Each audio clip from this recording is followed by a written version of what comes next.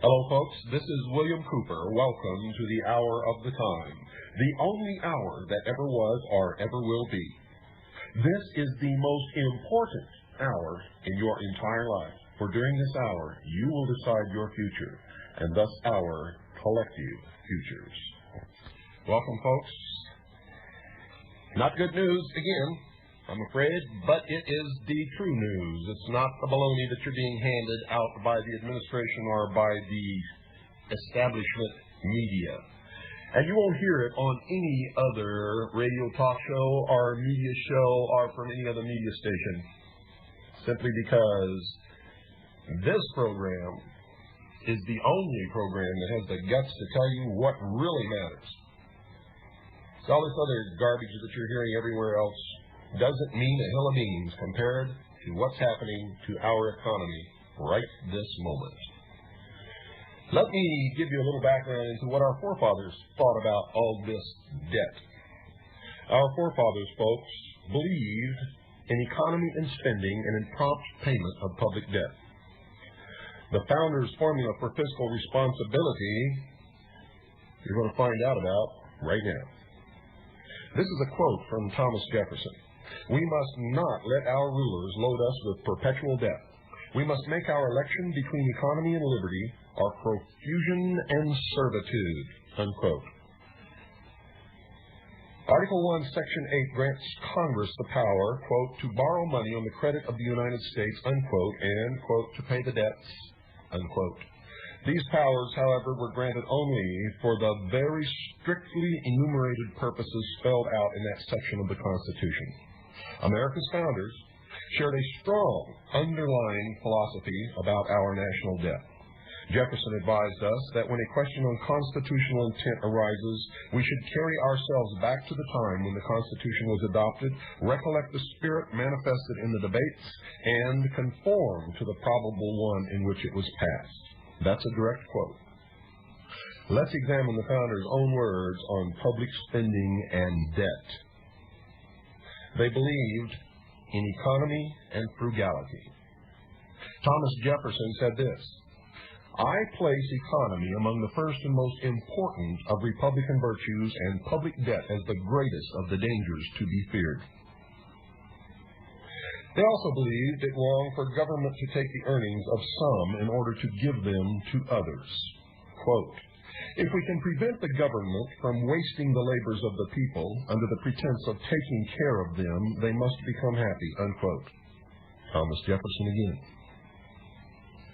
Quote, "The utopian schemes of leveling, which means redistribution of wealth, and a community of goods, which is common ownership or communism, are as visionary and impractical as those which vest all property in the crown. These ideas are arbitrary, despotic, and in our government unconstitutional," unquote. Samuel Adams. Our forefathers also believed in limiting government spending and taxing powers to the principles of the Constitution. Quote, "This is the tendency of all human governments. A departure from principle in one instance becomes a precedent for a second, that second for a third, and so on, till the bulk of society is reduced to be mere automatons of misery. And the forehorse of this frightful team is public debt. Taxation follows that, and in its train, wretchedness and oppression." Thomas Jefferson. They also believed debt to be dangerous to a nation. Quote, "No pecuniary," which means fiscal, "consideration is more urgent than the regular redemption and discharge of the public debt," unquote. George Washington said that. Quote, "I go on the principle that a public debt is a public curse," unquote. James Madison said that. They also believed debt to be a threat to individual liberty. Quote, "But think what you do when you run in debt. You give another power over your liberty," unquote. Benjamin Franklin. Our forefathers believed the debt to be a form of taxation without representation on the young and unborn. Think about this. quote, the principle of spending money to be paid by posterity under the name of funding is but swindling futurity on a large scale. We shall all consider ourselves unauthorized to saddle posterity with our debts and morally bound to pay them ourselves, unquote. Thomas Jefferson. Our forefathers also believed public credit to be a source of strength and security if wisely used, but only for the defense of the nation. Quote, as a very important source of strength and security, cherish public credit. One method of preserving it, if to use it as sparingly as possible, avoiding likewise the accumulation of debt, not only by shunning occasion of expense, but by vigorous exertions in time of peace to discharge the debts which unavoidable wars may have occasioned, not ungenerously throwing upon posterity the burthen, which means burden, which we ourselves ought to bear. The execution of these maxims belong to your representatives, but it is necessary that public opinion should cooperate, unquote. George Washington. As President Washington recognized, dear listeners, it is the people in the final analysis who must put a stop to government's excessive spending, which funds current programs by robbing future generations. As he said, Congress must execute spending cuts, but it is public opinion which will force them to do it and nothing else. You see, they believed, and I believe, in fact I know, that when we create a huge public debt that our posterity, in other words, the future generations must repay, then we have cheated them, we have defrauded them. For we have taxed them without them being represented in that taxation or in the decision to do it. It is the reason why we had the revolution in this country. We were taxed without representation, and now we are throwing it upon our children and grandchildren, taxation without representation. Our forefathers knew that to be folly. I tell you again, it is folly, and it must stop. It is absolutely imperative that it must stop. There must be a limitation of government's power to tax and spend, the constitutional safeguard for individual property rights. Thomas Jefferson said, quote, it was intended to lace them up straightly within the enumerated powers, unquote. In Article 1, Section 8 of the Constitution, the people grant to Congress very limited powers to spend and tax. The founders restricted the purpose of that power to, quote, the common defense and general welfare of the United States, unquote. Immediately following that statement, the founders listed the only specific government expenses for which it had the power to tax, and these are to borrow money, to regulate commerce with foreign nations among the several states and with the Indian tribes, to establish a uniform rule of naturalization and uniform laws of bankruptcies, to coin money, regulate the value thereof and of foreign coin, to fix the standard of weights and measures, to provide for the punishment of counterfeiting the securities and coin of the United States, to establish post offices and post roads, to promote the progress of science and useful arts by securing for limited times to authors and inventors the exclusive right to their respective writings and discoveries, to constitute tribunals, to define and punish piracies and felonies committed on the high seas and offenses against the law of nations, to declare war, grant letters of marque and reprisal, and make rules concerning captures on land and water, to raise and support armies, but no appropriation of money to that use shall be for longer term than 2 years, to provide and maintain a navy, to make rules for the government and regulation of the land and naval forces, to provide for calling forth the militia to execute the laws of the nation, suppress insurrections, and repel invasions, to provide for organizing, arming, and disciplining the militia, and for governing such part of them as may be employed in the service of the United States, reserving to the states respectively the appointment of the officers and the authority of training the militia, to exercise exclusive legislation over such district as may become the seat of the government of the United States, and to exercise like authority over all places purchased by the consent of the legislature of the state in which the same shall be for the erection of forts, magazines, arsenals, dockyards, and other needful buildings, to make all laws which shall be necessary and proper for carrying into execution the foregoing powers and all other powers vested by this Constitution in the government of the United States. And then they tied the knot, binding the federal government to their wishes by asserting in Article 10, quote, "The powers not delegated to the United States by the Constitution are reserved to the states respectively or to the people," unquote. Jefferson, Madison, and others made it clear in their writings that the founders' intention was to limit the kinds of expenses Congress had the right to incur and to restrict its taxing power to cover only those expenses which were specifically listed within the Constitution. The powers to spend and tax were bound tightly together. Further, they clarified the term general welfare as meaning that even those enumerated expenses were to be incurred only for the benefit of all the states, not for the benefit or welfare of certain states or special groups of people.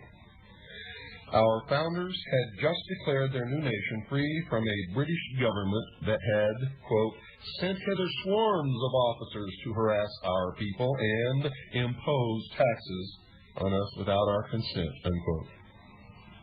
You see, they had no intention of forming another government which would itself possess that same power. Instead, dear listeners, they wished to secure the individual rights of future generations of Americans from infringement by government. A further evidence of their intent to confine government's power to spend and tax was their insistence that any expansion of these powers would have to come about through the slow and deliberate constitutional amendment process. No amendment to increase the enumerated spending powers had been enacted. We should examine carefully our documents of freedom. And I know that most people do not own them, do not have a copy of the Declaration of Independence or the Constitution, and you should hang your heads in shame, for if you do not know what these documents contain, if you cannot talk about them intelligently and quote from them exactly verbatim, then you know nothing about your own country.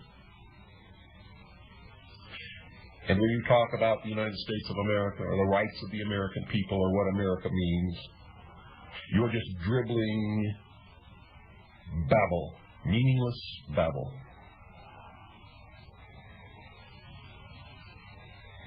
We should always examine carefully our documents of freedom, the Declaration of Independence, the Constitution, and the writings of the founders, which when combined leave no doubt about their intent to set constitutional limits on government's power to take away the earnings of its citizens. In the words of Andrew Jackson, quote, "There have always been those who wish to enlarge the powers of the general government. There is but one safe rule: confine it within the sphere of its appropriate duties. It has no power to raise a revenue or impose taxes except for the purposes enumerated in the Constitution. Every attempt to exercise power beyond these limits should be promptly and firmly opposed," unquote.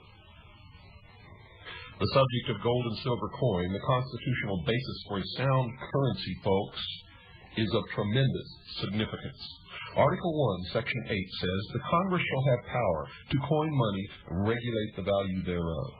Article 1, Section 10 says, "No state shall coin money, emit bills of credit, make anything but gold and silver coin a tender in payment of debts." Folks, there is no amendment to the Constitution that has in any way altered these provisions.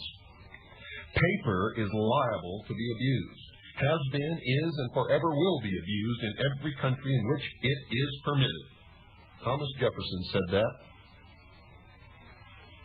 over 2 centuries ago. Records of the constitutional debates, folks, clearly show that the founders specifically denied Congress the power to print paper money. We can be certain of this because the original draft of Article 1, Section 8 included the words, "and emit bills of credit of the United States." Bills of credit were understood by all folks to mean paper money. Paper money. James Madison's record states, quote, "This was a favorable moment to shut and bar the door against paper money," unquote. And the founders firmly rejected the phrase, and by an overwhelming vote struck it from the Constitution. Later, when Article 1, Section 10 was debated, the founders further barred the door on paper money. The original draft wording read only, "No state shall coin money." Madison's account here is brief.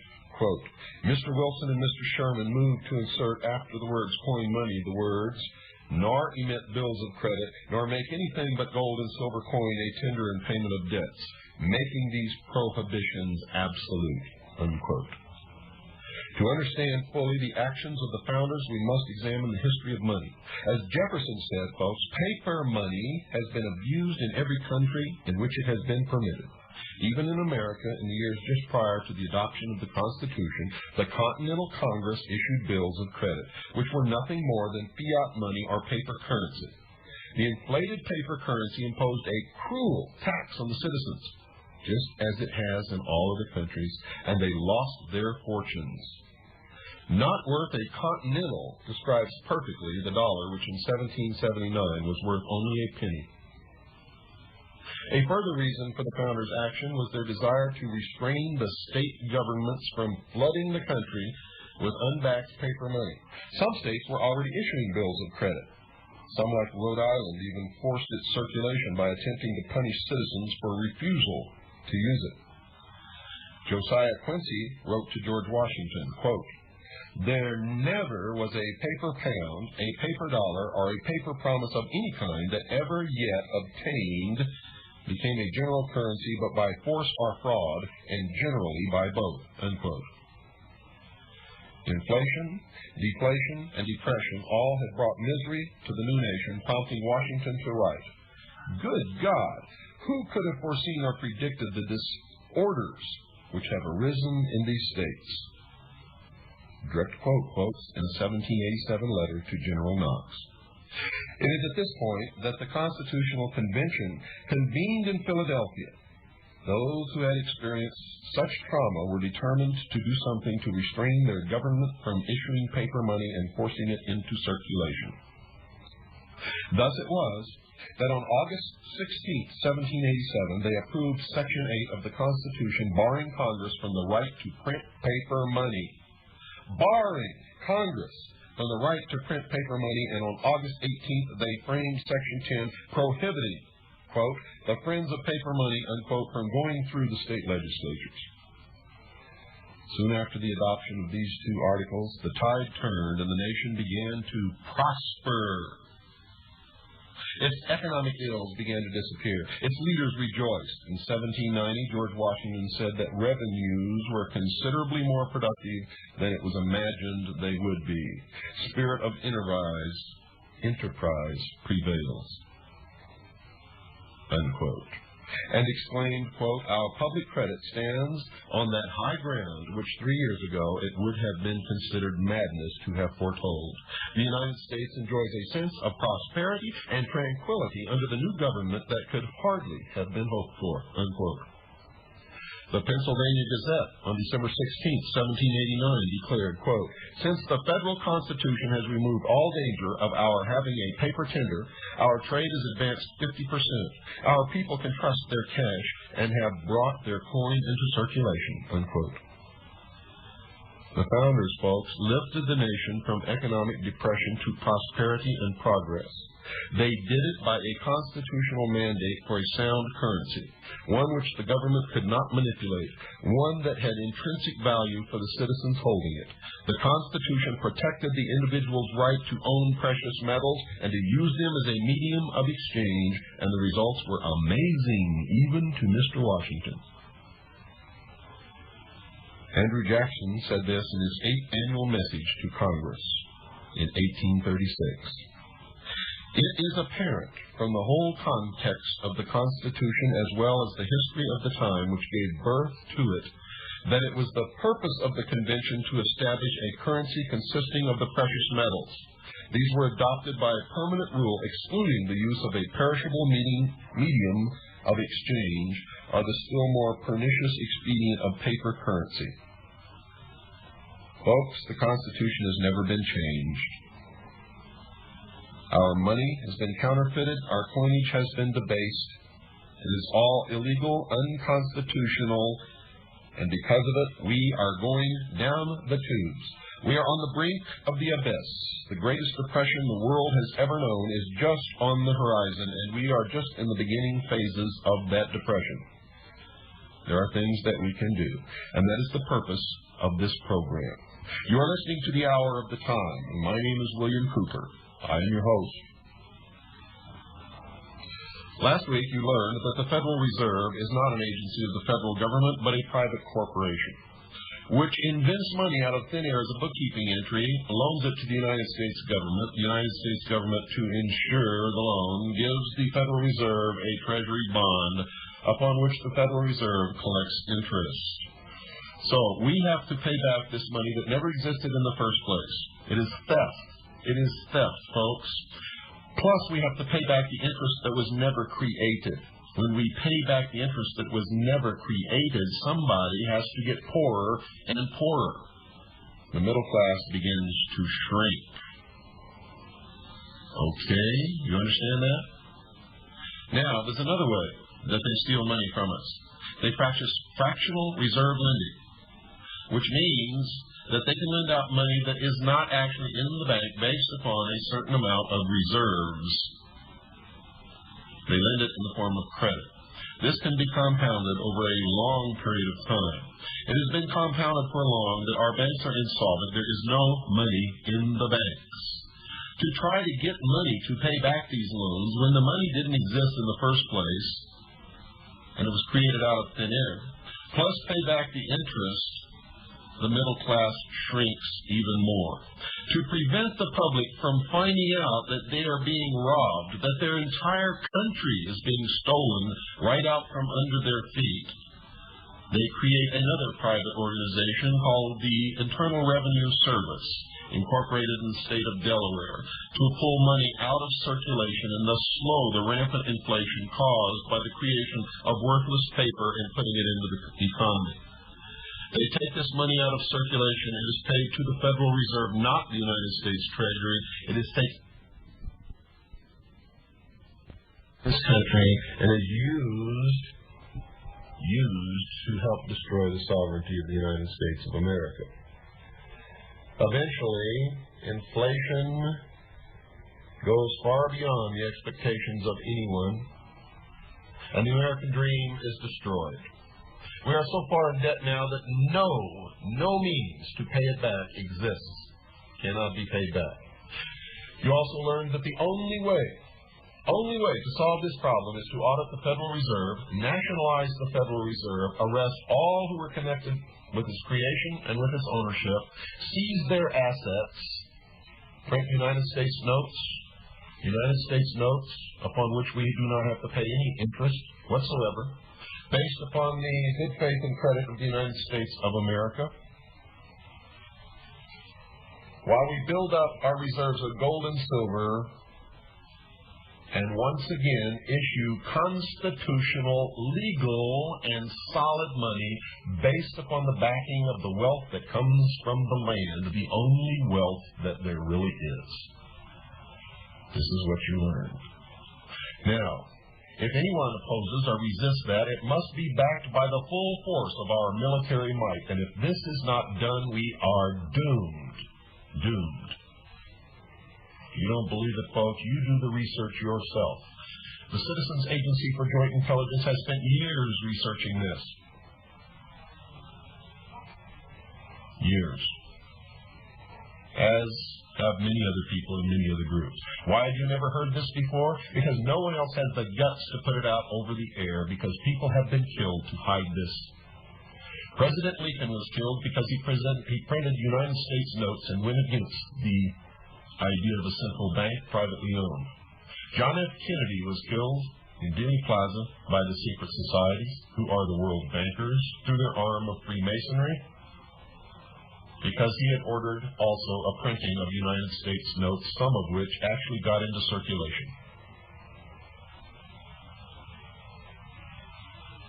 I've taken great risk to bring you this information, and now I'm going to tell you how you can survive the coming months and years. But understand this: any effort to preserve your assets above and beyond protecting the Constitution and the Bill of Rights will result in the loss of your ass, period. And I don't mean the one out there in the barnyard. The only thing that protects your assets or has ever protected your assets and your freedoms and every other thing that we enjoy in this country is the Constitution of the United States of America and the Bill of Rights. We are being destroyed from within, folks, by the members of the secret societies who have infiltrated all levels of our society, government, and military. We have not been invaded by the evil empire. No one has reached our shores. The reason you can never see the enemy is because the enemy is your uncle, your brother, your father, your mother, your sister, your aunt, your uncle, your grandfather, your grandmother, if they belong to these secret societies, which have an organizational structure in the shape of a pyramid, with a whole bunch of slathering idiots on the bottom, thirsting after the secrets that they will never learn, and a few at the top controlling them. Now, I'll give you my standard admonition that I give at all of my lectures, all of my workshops. You must not believe anything that you hear on this program or in any other program. From Tom Valentine, from Larry King, from Rush Limbaugh, from Dan Rather, from anyone, folks. Not from Chuck Harder, not from Ted Koppel, not from George Bush, not from Bill Clinton, not from even your mother, unless you do some research to substantiate it. Because the deception is so deep in this country and in the world today to bring about the one world government and destroy the sovereignty of nations that indeed short people are in serious danger of drowning. And yes, I meant that to be a little humor, and I also meant it to be very serious. You hear people telling you what investments to make. Now, I'm not an investment counselor. I am not a financial analyst. I have no license or specific authority to tell you what I'm going to tell you. So I'm going to tell you what I would do in the coming months and years, because legally I cannot give you financial advice. But this is what I would do if I were you. And this is based upon the thorough research of all of the operatives and financial specialists within the Citizens Agency for Joint Intelligence. Some of their names would surprise you. For we have operatives at all levels of society, government, and military.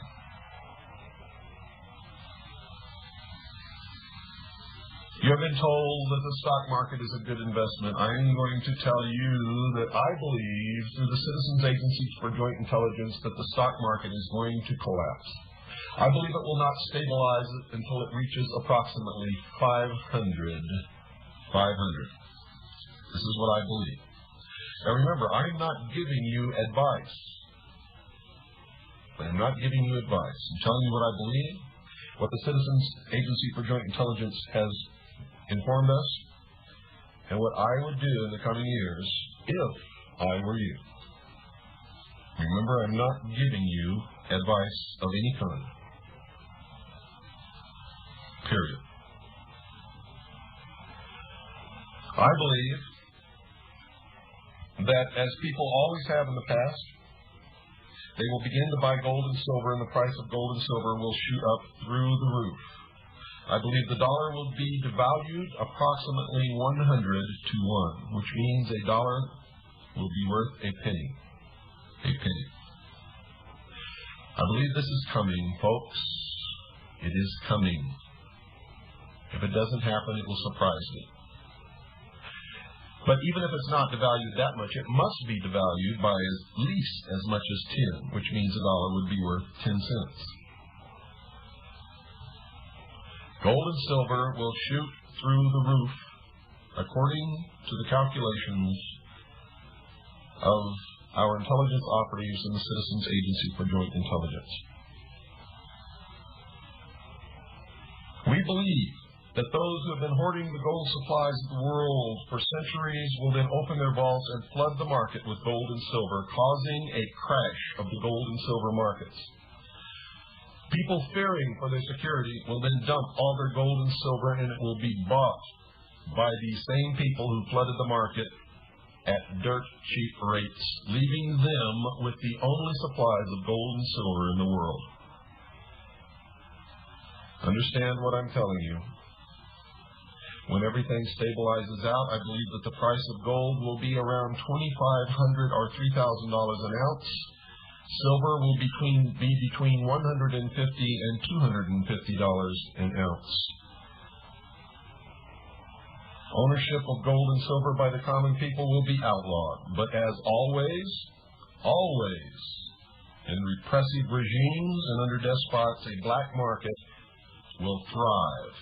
And anyone who has gold or silver coins which are recognizable to the common man will be wealthy beyond his wildest dreams.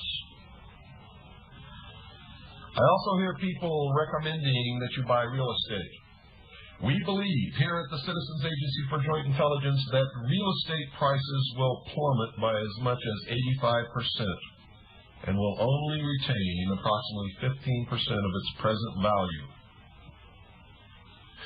We realize that many people are recommending numismatic coins or collector coins of extremely fine quality as good investments in the coming depression. We believe that that advice is erroneous. Now remember, we're not giving you advice. We're not telling you what to do. We have no authority to do that. We are just telling you what we believe and what we would do were we in your shoes. You see, because in the depression that is coming, there will be no outlet, no market for collector or numismatic coins. No one will have any money except the extreme wealthy. And they will be able to dictate the price according to their terms, because your only other alternative will be the pawn shop.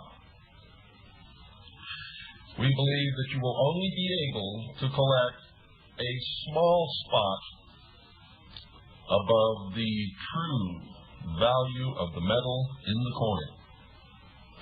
Therefore, the Citizens Agency for Joint Intelligence believes that the only truly safe investments are these, folks. Junk silver. That is bags of silver dimes, quarters, 50-cent pieces, or dollars, silver dollars, which are not of collector value because they have been worn, but they are still recognizable to the common man as being an authentic, real silver coin. You see, because in the situation that is coming, the common man will not be able to tell whether what you are showing him is real gold or real silver. So silver or gold in bullion form will be rejected by the common man, since he will have no way of knowing if you have just poured a small coating of gold over a lead bar or a small coating of silver over a lead or iron bar.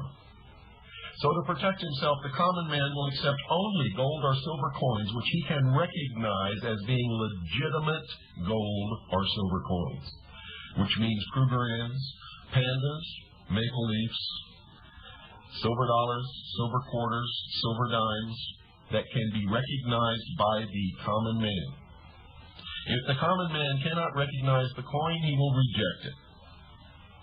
The coins will always be worth the value of the gold or silver by actual weight that they contain. As in the past, as in history, you will always be able to buy the same amount of bread with a gold coin, always. As the dollar devalues, the value of gold will increase, the value of silver will increase. As money becomes scarce, the value of gold and silver will increase. Now remember this, we're not telling you not to buy or not to invest in other things. We're telling you what we believe and the reasons why we believe these things. We are not giving you advice. In fact, we recommend that you do not believe anything that you hear on this show or on any other show, or that you read, or indeed that you hear from your own mother, unless you thoroughly investigate it and determine that it is indeed true. Anyone who accepts the word of anyone else in this day and this time is indeed a fool, and will pay for that foolishness in the coming months and years. Folks, we believe that in the coming months and years, everyone should have a plot of land big enough to be able to grow food and keep some animals. And one of those animals should probably be a horse, because a horse can pull a plow, can pull a wagon, can pull around in a circle to pump water up from a well, and many other things. Times are going to get tough. Times are going to get hard if the indications that we are seeing worldwide portend what we believe that they portend. And that is a worldwide depression of unbelievable proportions. We believe that you should pay for your land in gold or silver coin of the realm, and you should insist upon and pursue through the courts, for however long you must pursue it, the original allodial patent deed to the land. Not a warrant deed, not a certificate of title. For those indicate that you do not truly own the land, and then you must pay taxes, which is a form of rental payment to the true owner. You see, in 1938, the United States declared bankruptcy and pledged, as collateral on the loans, to become solvent again, all of the property and natural resources of the United States of America. In fact, all of the resources, natural or otherwise, of the United States of America. And that debt, of course, has not ever been repaid. In fact, the debt is so out of sight that it cannot be repaid, because money has been created that doesn't exist, money has been loaned that doesn't exist, and interest must be repaid that was never, ever created in the first place. We are on the verge of total and complete economic collapse unless the measures that I have already outlined are carried out in full. In full. Congress knows this, and in my estimation, they are helping to destroy this country by not fulfilling their duty and by allowing illegal counterfeit money to be printed, to be created out of thin air, to have to pay back money that never existed along with interest on that money, which is destroying the lifeblood of this country, the American dream, the middle class, and by allowing fractional reserve lending to lend money in the form of credit which does not even exist, based upon a small reserve. This is treasonous. This is treasonous action, and these people are traitors if they continue in the direction that they have taken us, because this country cannot survive. Cannot survive. Good investments, folks, will be in good clothing that will last for many years. Warm clothing if you're in a place where there are winters. Solar power for your home and for your heating, because the price of oil, gas, heating oil will go through the roof. You will not be able to afford it. You must take the necessary steps now. You should congregate in communities who will be mutually supportive, and you should have a good number of different people who can do different things, There should be a doctor, a dentist, a carpenter, a plumber, etc., in your community. If you can,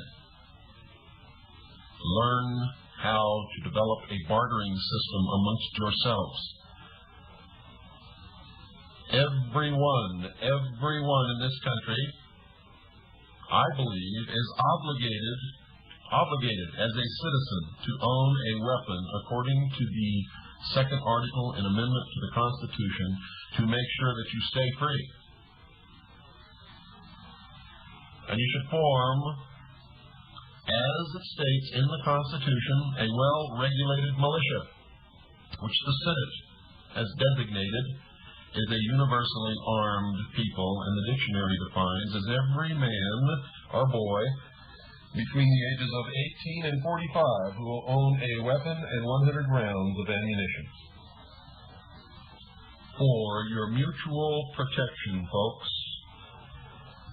For your mutual protection.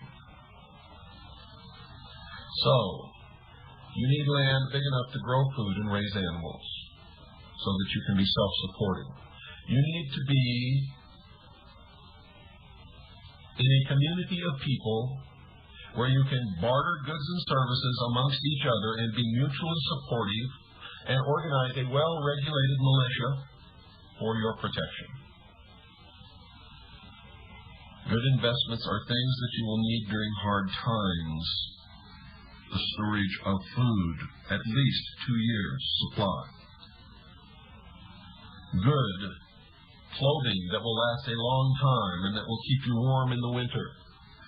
Solar or wind or water power for your home. For your home.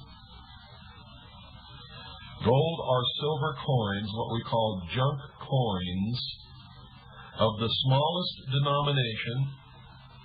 Remember, the smallest denomination that are readily recognized and understood to be of value by the common man. By the common man. Remember, some things that you take for granted now may not be available to you during a depression. Things such as Kotex tampons, things such as toilet paper, things that might be valuable in a prison.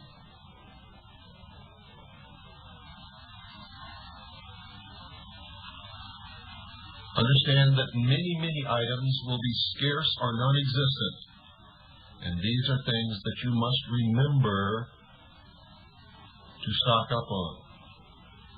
Remember, some of the things that you do not pay much attention to because they are so common in your life, that you may overlook these things. Toothbrushes, toothpaste, mouthwash. Understand, folks, I'm not trying to scare you. I'm telling you that we believe that a depression is imminent. Indeed, it is upon us now. You see, we're being told, folks, that the unemployment rate is 7-point-some-odd%. And that is not a true figure. For they only measure those who are actively drawing unemployment checks. People whose unemployment benefits have expired are no longer counted as being unemployed. People on welfare are not counted as being unemployed. The homeless in the streets are not counted as being unemployed. The true unemployed figure for this country right at this moment, folks, is somewhere around 15% or higher. Right now in this country, we have almost as many homeless, and maybe more homeless, than there were in the Great Depression of the late 20s and early 30s. We already have food lines in this country, folks. The unemployed are growing constantly. You're going to see with the completion of these free trade agreements between Mexico and Canada, the mass migration of American companies out of this country. You're going to see the standard wage of the American family drop precipitously. Precipitously. We believe these things are going to happen. We're telling you don't believe it unless you can confirm it in your own research. We're not giving you advice. We're telling you what we would do were we in your place. We're telling you what the Citizens Agency for Joint Intelligence through our intelligence network has found. We hope this will be of aid to you in the coming months and years, should in your own investigation and research you determine that we are correct in our conclusions. We believe that we are. If you can prove us wrong, please write us a letter and do so, for we certainly do not want to be disseminating wrong information. We are concerned about this country. We are deeply concerned about the dangers to the Constitution and to the Bill of Rights and to the economy of this country, and indeed of the world. If the United States falls, folks, if the Constitution is destroyed, if the Bill of Rights is relegated to the trash can, freedom will cease to exist upon the face of this earth, all over this earth. For the Constitution and the Bill of Rights are the only bastion, the only beacon, the only hand holding the torch of freedom, and the people in this country are the only people in the history of the world who have ever truly been free. Sovereign kings in their own right, with the government as their chattel servant. We've told you what has happened and why. In coming episodes of the Hour of the Time, you're going to learn who shot President Kennedy and why. We're going to tell you where the world is headed. We're going to tell you, according to our research, what is happening. And unlike other talk shows and other media and other stations, you will never hear trivia on the Hour of the Time. You will only hear the most important issues that we must confront in order to stay free. So we're not going to talk about a lot of the things that you're going to hear on the Tom Valentine Show or the Chuck Carter Show or the Larry King Show or the Rush Limbaugh Show or from Dan Rather or from Mr. Koppel. On this show, you'll only hear what's absolutely important for the survival of this country, of us, and of our children. We will go down the tubes. We cannot disperse our energies in cul-de-sacs, in areas that will ensure our demise. We must stop fighting amongst each other, for truly, all peoples, no matter what their race or their religion, are just people who are concerned with feeding their family and being happy and enjoying some of the good things of life. And it is those who wish to enslave us, who pit us against each other, and while we are fighting each other, they are going about their business of putting the chains up on the ankles of all of us. Folks, we care about you, care about us. Help keep this program on the air. Join the Citizens Agency for Joint Intelligence. $45 for the Becker Satellite Network, Kiowa, Kansas 67070. That's $45 for your CAGI membership, the Citizens Agency for Joint Intelligence. Help save the Constitution, the Bill of Rights, this country, and thus freedom for the world, and help keep this show on the air. $45 to the Becker Satellite Network, Kiowa, Kansas 67070. While you're at it, purchase my book, Behold a Pale Horse. Behold a Pale Horse. $24 includes postage and handling. $24.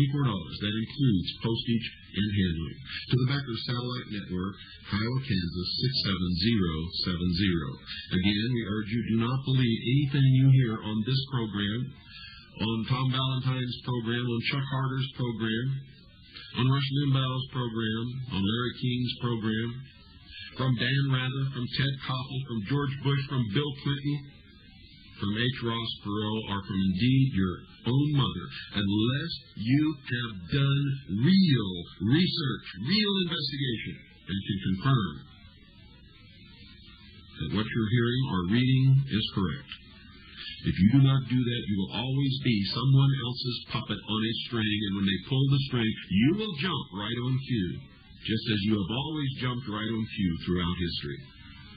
Information, not money, is the power of 90s, and only those who are well informed will survive the coming years. Good night, and God bless you all.